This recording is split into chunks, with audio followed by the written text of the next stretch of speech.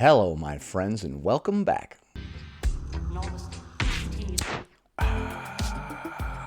Today, we're going to be taking a look at a clip of a fat activist saying you're not fat enough to call yourself plus size or mid size. It's fat fab feminist. Fat fab feminist, fat fab feminist, fat fab feminist.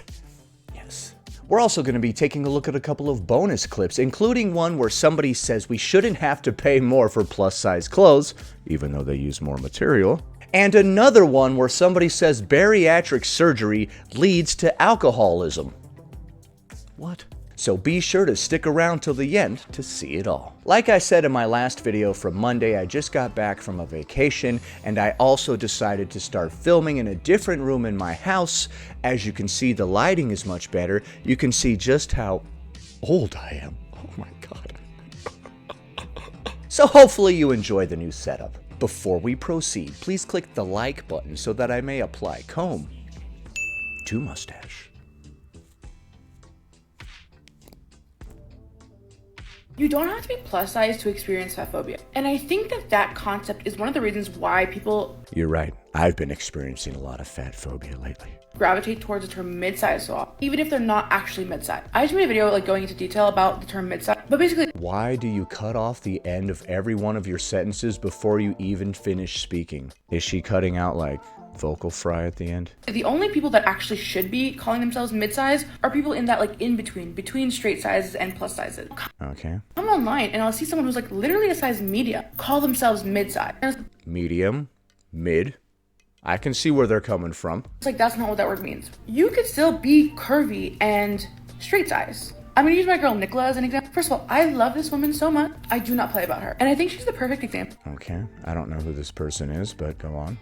Because she often gets called plus size because she is curvy. And specifically... Back in the day, not to make anybody feel bad, but this was plus size. It's just that everybody has gotten exponentially larger since back in the day. Back in the day, being chubby was being fat. There wasn't really morbid obesity to such a degree that we have today. It existed, it was just extremely uncommon. And you wouldn't even call a person that was morbidly obese fat, you would just be like, you have a medical problem at this point. Has had around her face, but she's a very small human being. She's very petite. So despite her being curvy, I don't think that she would actually fall into the category of plus size clothing.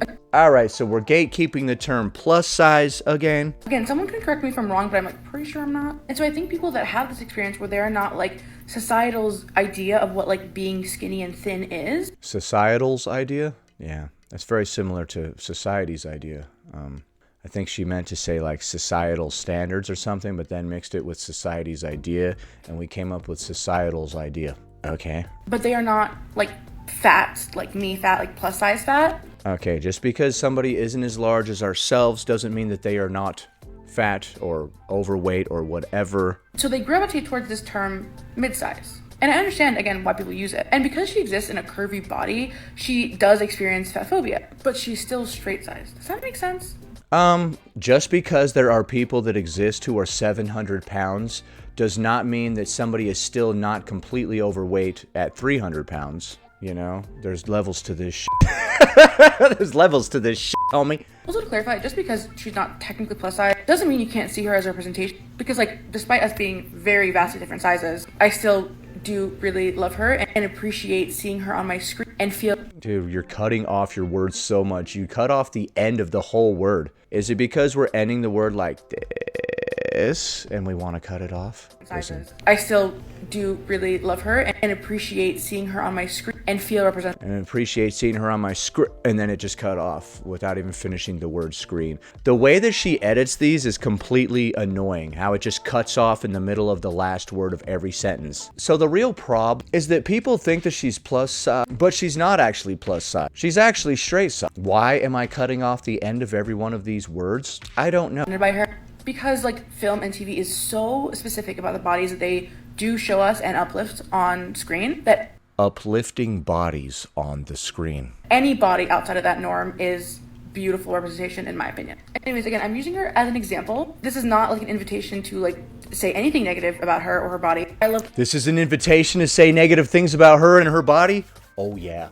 Oh yeah, you're about to get dunked on, Nicola, whatever your name was. That woman with my whole heart. Yeah, I just wanted to show you as an example that, like, you don't have to be plus size or even mid size to experience fat phobia and be impacted by fat phobic beauty standards. Like, you could still be straight size and experience all of that.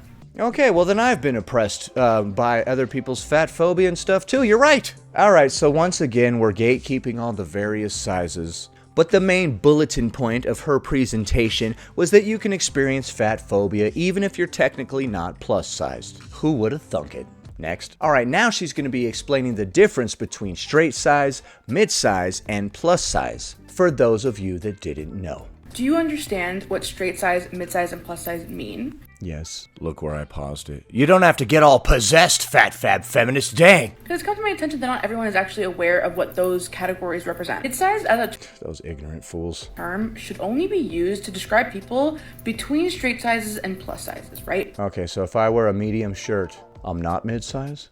That sizing is typically the XL to the 1X. These are the people that are literally in the middle of a straight size and a plus size. I realize that not everyone understands the Okay, so XL and 1X is considered mid-size, but technically still within the straight size range. The whole thing is very confusing. I realize that not everyone understands the actual difference between straight size and plus size. They are literally like different base forms and cuts of the way that clothing is made. Like, you can't just take a size small and add a couple inches to create, like, you know, a 3, 4, 5X. So in order to like account for like the different shape that plus size bodies typically have, it is actually like literally. Dude, stop cutting off the end of every single word before you even finish speaking the word. Plus size bodies typically have. It is actually plus size bodies typically have. It is actually Plus size bodies typically have. It is my understanding that everything up until an XXL is straight size and uses the same clothing form or whatever. They just take a small size and make it bigger, bigger, bigger, all the way up until a double XL. But a 2XL and up are actually formed differently to accommodate for the different shape of obese bodies. So an XXL size and a 2XL, while very similar sounding, are differently shaped. created in a The fact that I know all this is very disheartening, right? Countless brain cells wasted. different way. Here's some visuals. I never would have thought in all my years that I would be sitting here explaining the difference between all the sizes to a camera on YouTube. Oh, fate, you brought me here. Why? I don't know. To go up from this size small, All right, here we go. So it shows small graded up to a size 1X. Pattern B is a 1X that I have drafted specifically for plus sizes. you would do what is called grading up the pattern, which is typically just adding a certain amount of inches between each side. However, that is not something that you can do to go from straight size to plus size. Why is that? How come plus size is not shaped the way that all these other bodies are? All of a sudden we have to reshape the whole fabric, like it no longer goes like in this shape, it has to go like this or whatever? That's interesting. So this is what happens when you try and grade up a size small to like a 1X. That doesn't really work. So that's why you're grading up to an XL or like an XXL, not a 1X. You can see right now the plus size is longer and there's more space in the bust because of this dart right here. Like literally the way that these clothing items are cut are going to be different, right? All right, so what you're saying is that the human body takes on an entirely different shape as we become plus size, and therefore we can't just make the smaller sizes larger. So this is what happens if you grade up a small to a 1X versus just having the 1X, right? Like they're literally formed differently. So straight sizes typically talk about small, medium, large, right? You can do extended sizes, which are like an extra large, extra large, extra large, you know what I mean? But like those extended sizes are not plus sizes. And I think that's where people get confused. The extended sizes are, That's where people get what? Did you say confused or hold on? and I think that's where people get confused. That's where people get and then it just cuts off. Please edit the videos better. Extended sizes are still using that original straight size form and they're just adding inches and they're just grading it up, right? But a 1X, 2X, 3X, whatever, all of that is plus sizes. Okay, 1X, 2X, 3X are plus sizes, but XL, XXL, and XXXL are not. I know, it's insanely confusing. So clothing has two different forms, straight size and plus size, right? Now, where the term mid-size can come into account is when you're talking about those people that land right in the middle. They are not always straight size and they're not always plus size. They're typically extended sizes and, beginning of plus sizes. That's my belief. The term mid-size in general is a little bit complicated because I do think often people use the term mid-size to separate themselves from the identity of being plus size. Okay, so nobody wants to be plus size, so some people just call themselves mid-size, even if they're in like a double XL or whatever. They're like, I'm in an XXL, not a 2XL, so don't call me plus size. How come nobody wants to be labeled plus size? A lot of people like to give things different labels to make themselves feel better. I'm not a plus size, I'm mid-size. Those plus size people have a problem. As long as we always categorize ourselves as something a little bit less than the worst thing, we feel better about ourselves, I guess. And people love to always see that there's somebody larger than themselves, or dumber than themselves, or poorer than themselves, or whatever, to also make themselves feel better. That's the point of this video. The point of this video is if you are going to use the term mid-size, I personally think that the only time you should be using it is if you are someone that exists in that mid-size between the straight and the plus sizes. Which is what? XXL? XL? Because I keep seeing people who are literally a size medium calling themselves mid-size. That is not what that word means. A medium is in the middle of straight sizes. Well, a medium used to be mid-size. That's why they called it a medium. It was right in the middle. You had small, medium, large, and then extra large was for people that were very obese from those previous standards. The standards have somewhat changed now that there's a much higher prevalence of morbidly obese people. But back in the day, medium was literally mid-size. It was right there in the middle. There weren't 80,000 XL, 4X, 5X, 12X. There was just small, medium, large, and extra large if you were very large. Hence the names. A medium is a straight size item of clothing, right? Yeah, I think that the only... I never even heard the term straight size until recently.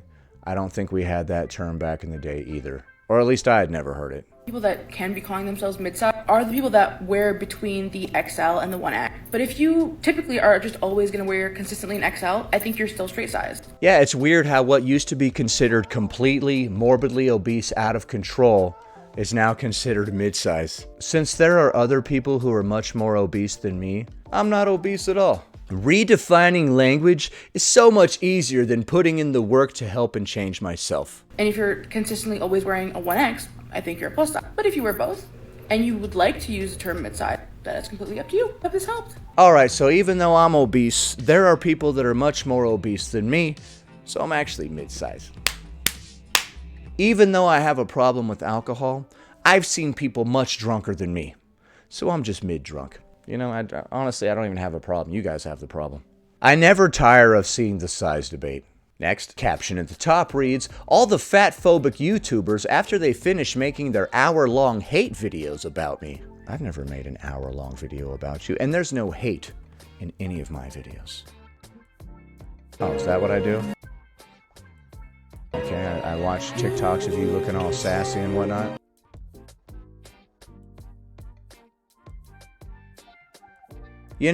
Have you been watching me? This is exactly what I do. What the hell?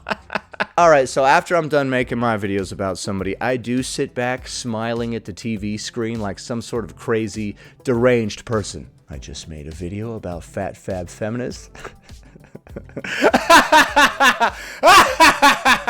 Have you been spying on me? Next. Alright, now we've got another clip from this person that I've seen a lot of lately, and they're responding to this comment that reads, that's crazy. More material equals more costly. I wear a 2XL. My brothers and dad pay more for tall shirts and longer pants. It makes sense. It costs more. We aren't the average. I think it's crazy to believe that every person living in a larger body should have to spend more money on every single item of clothing that they buy for their entire life. Okay, so you didn't read the comment then. It says more material equals more costly. Even my tall brothers and dad pay more for their tall clothes because it uses more material. So I guess that comment went right over your head. And let me be kinder to your dad and brother than you are by saying they should not have to pay more money for clothes just because of the way they were born. But it costs more material. Things cost money, you know? You know what I'm saying? So a small drink and a large drink should cost identically the same because some people want more drink. What we want is all that matters, not how much something costs to manufacture. All that matters is our feelings. This is real weird, man. Real weird. And once again, this person is not in the same conversation. They have a real habit of doing that. As you saw in my previous video from yesterday, this person never responds to a comment. They read somebody else's comment and then they just go on a tirade that's got literally nothing to do with it. A classic move in the fat acceptance movement. Mwah. And if you fervently believe this, like people like me believe in inclusion, then I hope you are spending your time fighting for extra smalls and smalls to be cheaper than larges and extra larges. Well, manufacturers have their prices set that way for a reason. They paid X amount of money for the material, X amount of money for the labor to create the clothes, therefore they need to charge Y amount of money to make a profit. I can't sell my products at a loss because then I will go out of business. Not sure why an adult is having a hard time wrapping their head around this concept. I personally think we should just accept that making clothes that fit people is the cost of doing business, especially if your company's mission statement includes things like, we make clothes for everyone. Plus sizes cost more to make. There's not much of a difference between making an extra small, a medium, and a large, perhaps, but there is a big difference in cost when you bump up to the plus sizes because it uses a different mold and everything. As we just learned, they use the same mold for all the clothing up until an XXL, but once you call it a 2XL and up, they use an entirely different mold. Inclusivity, body positivity. I really hope this stays on the right side of Tip Talk. I intentionally did not stitch the fat phobe of the week because I did not want that energy here. Okay.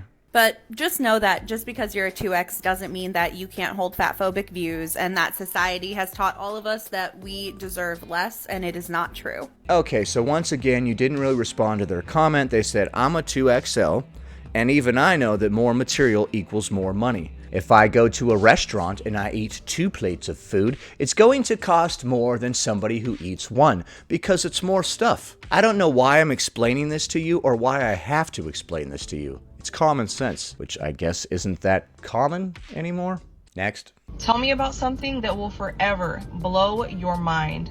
The fact that people don't understand why a company would charge more for a product that costs more to make. It's blowing my mind that people can't wrap their heads around this very simple concept. That statistically, 30% of bariatric weight loss surgery patients will experience transfer addiction, and 20% will transfer to alcohol. Yet bariatric weight loss programs are not required to educate their patients about this. Okay, so you're implying that bariatric surgery leads to alcoholism. Although you even said yourself, transfer addiction. So we're dealing with somebody that already has an addiction problem to food and acting surprised when they change their addiction to alcohol. My sister had bariatric weight loss surgery in 2013. Prior to surgery, she drank on average 6 times a year pre-op. How much addictive food did she eat per year, though? Right? She already had an addiction problem. You said transfer addiction. And rarely in excess. Within 5 years, she was dead from alcohol use disorder. Damn you, bariatric surgery, for being the cause of that. And it was not the individual's responsibility at all. If you are considering bariatric weight loss surgery, please speak to your physician about the increased risk for alcohol use disorder. Okay, if you have one addiction and you don't take care of it, you just get a surgery, you probably didn't take care of it. It probably isn't going away. So you might be prone to be addicted to other things a lot more easily. The funny thing about bariatric surgery is you're still going to have to learn to eat right and exercise to maintain the weight loss. You can't just keep eating the same unhealthy junk food, but lesser amounts of it because you've had the surgery and expect to get results. As time goes on, you're going to eat more and more of that food. And also, you can still gain weight after having bariatric surgery if you eat many small meals of unhealthy junk food. So regardless of whether or not you get the surgery or not, you're going to have to deal with your addiction to that unhealthy junk food if you want lasting results. So I'm not shocked at all that people that haven't done any of the work to deal with any of that and instead just got surgery are having transfer addiction. I don't know why you're acting surprised at this because you called it transfer addiction yourself, which means they already had an addiction. To what? Tell me what they were addicted to. In general, like I said, if you haven't dealt with the situations that made you eat that way, you're going to keep eating that way, even if you have the surgery. So what do you think of the clips that we just saw? Is it wrong for somebody in a size medium to call themselves mid-size? Is it wrong to charge more for a product that costs more to make, so that you remain profitable and get to stay in business? And does bariatric surgery lead to alcoholism? Leave a comment below. Happy Tuesday, everybody. Anyway, that about does it. Thanks for watching, commenting, liking, and subscribing. And I'll see you in the next one.